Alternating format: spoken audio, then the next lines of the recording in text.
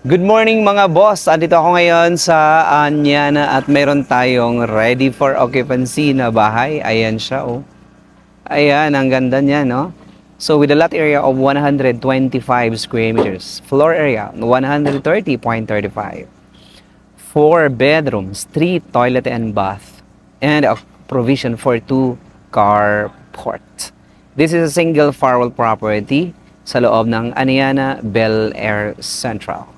Well, tingnan natin yung napakagandang bahay right now dahil mai-in-love kayo dito. Alright, okay, so ito yung pinakabahay natin mga boss. So this is a 125 square meters and a provision for 2 cars. Ang daming mga motor. Okay. So titingnan natin ngayon kasi ongoing. This is the New York Model House. Okay, so tingnan natin sa loob. Okay, ang gamit palang pintura dito ay Boysen, no? Shout out po sa Boysen. Ayan, Boysen, okay. So, ganito, kaganda ang house natin. Okay, may ongoing to dahil this is a brand new at ready for occupancy. At may nagtutok-tok pa dito, guys, no? Okay, ito yung pinto natin, the steel panel. Okay. Ito yung pinaka-sliding glass natin. Ang ganda, oh. Alright. This is the layout. Alright. Maraming mga damit, no? Mga damit po yan ng mga construction, no? Yung ating mga stakeholders. So, this is the layout, guys. Ayan. Okay, mga boss, ang ganda ng layout natin, no? Wow! Okay, total contract price is 10 million pesos. Okay, so you have a kitchen over here. And then, a bedroom dito sa ibaba. Okay. Ayan siya. So, this is ready for occupancy right now. Okay, so you have a common bathroom here. Tingnan natin. So, ganito yung pinaka-turnover natin. The common bathroom. Ayan. So, you have shower, water, closet, and a wash area. Now, yung likod ay very important, no? Tingnan natin yung setback sa likod. Setback sa likod. So, meron ka ditong 2 meters setback. Alright. Meron pang inidorong naligaw. Okay. May inidoro. Eh, ganito talaga po, no? Ganito talaga po ang mangyayari kapag nasa construction tayo.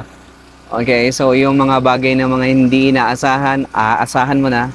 This is the likod. So you have like 2 meters dito sa likod. So pwede kayong maglagay dito ng canopy, may cover para magiging wash area, drying area, or yung inyong lutuan area. Although you have like dito sa side na to, can accommodate 2 cars. Ayan. Kasama pang big bikes and bikes. So pwede kayong maglagay ng fence. By the way guys, no, pwede kayong maglagay ng fence, no? We do construction ng property, ng house, either mansion. So we have a construction firm right now na inyo pong pwedeng ma-hire sa inyo pong mga upcoming construction. Alright. So available sa bank financing. Alright, 15% down payment. Okay, on the ground floor you have a room. Okay. This is the first room. Dito sa ibaba at ngayon inaayos yung mga tiles. Alright. So itong ating partition dito, so pwede itong tanggalin, pwedeng i-retain. Pero yung iba, at tinatanggal nila para lumawak dito sa ibaba. Pero kung may kasama kayong may mga edad na at hindi nakakaakit sa itaas, pwedeng maglagay no, ng partitions. Then sa ilalim ng hagdanan, so you have tiles. Okay, akyat tayo sa taas. No? Ang ganda ng ating handles and railings, guys. This is a ready for occupancy, for sale, ready for occupancy. New York Model House, ongoing construction. Sa itaas, you have 3 bedrooms. Okay, you have a common bathroom, no? Ang linis ng common bathroom natin, guys. Alright, ganyan yung bathroom sa itaas. Then, dito sa side na to, you have a room. This is the second bedroom.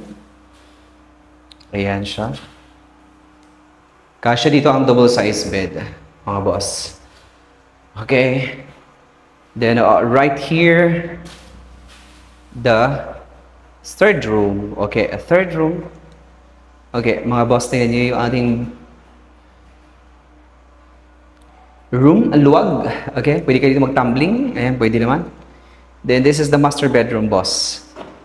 Mga boss, dito po ang master bedroom. Ikot-ikot tayo mga boss ha. Then, alright. Ganito yung ating community. Ang lapad, di ba?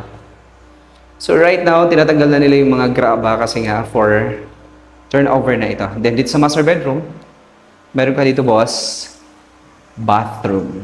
Ayan, kita nyo? Ganda bathroom. Nice bathroom. In the same way, dito sa master bedroom, meron ka ditong balcony. Alright, ganito kaganda ang ating neighborhood, mga boss. So, alright, this is available sa bank financing, a deferred cash term, and outright. So if you do cash term, a developer will give you 10% discount. And if you do bank financing, so 15% down payment in 18 months to pay kapag mga for construction. Pero for this one, kasi this is already for occupancy, so 15% down payment in 30 days. Okay, once we receive the letter of guarantee and loan proceeds from the bank, we will turn over the property. Alright, so dito sa loob ni Anyana, meron tayong dito magandang simbahan, meron tayong massive and beautiful modern amenities. So napaka-accessible natin going to the Ateneo de Manila University na ongoing and upcoming, no, dito sa General Trias and National University. So maganda yung ating community, like in the near 5 years or in the next 5 years, sobrang ganda ng ating community dito, guys. Okay, mga boss. Alright, so once again, my name is Ray. Thank you so much and I hope to see you in our next video. God bless everyone.